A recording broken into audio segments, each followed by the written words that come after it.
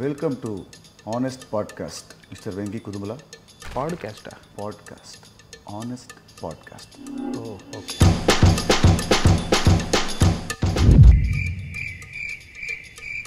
Okay. ప్రతి హీరోకి వాళ్ళ డైరెక్టర్స్ని కొన్ని క్వశ్చన్స్ అడగాలంటుంది.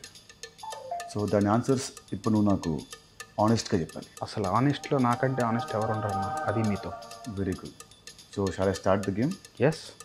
చాలా ఫైట్లలో హీరో ముందున్న ఫైటర్స్ని కొడుతూ ఉంటే వెనకాల ఫైటర్స్ అలాగే చూస్తూ ఉంటారు.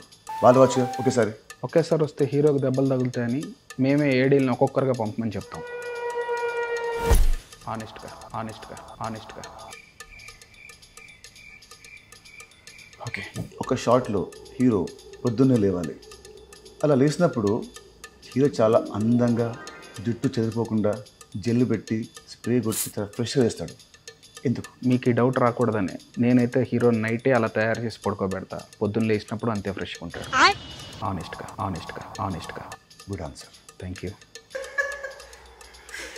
ఓకే. సినిమాలో హీరోయిన్ అంటే నార్త్ ఇండియా నుంచి రావాలా?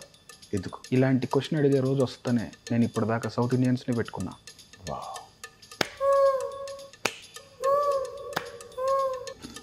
ఓకే. క్లైమాక్స్లో శుభం కార్డ్ వేయడం ఎందుకు ఆపేసింది? రిలీజ్ అయ్యాక తెలిసేది అది శుభమా అశుభమా అని.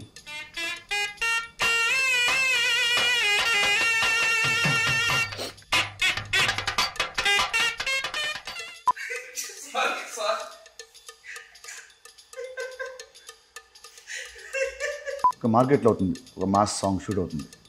హీరో వస్తాడు, సడన్గా స్టెప్స్ ఇస్తాడు. అప్పుడు నెక్స్ట్ సెకండ్లోనే పక్క నుంచి ఒక కూరగాయలు అమ్మేవాడు ఆర్ పాలు అమ్మేవాడు వచ్చి జాయిన్ అయిపోయి సేమ్ స్టెప్స్ సింక్లో హీరోతో పాటు ఇలా వేస్తారు. అప్పుడప్పుడు సాంగ్లో వాళ్ళు పాడుతుంటారు. అంటే హీరో పాడే సాంగ్ వాళ్ళు ముందే తెలుసా, స్టెప్స్ వాళ్ళు ముందే తెలుసా? ఇలా ఆ కూరగాయలు అమ్మేవాడికి పాలు అమ్మేవాడికి డ్యాన్స్ వచ్చనే విషయం తెలిసే నేను ఆ మార్కెట్లో సాంగ్ షూట్ పెడతా.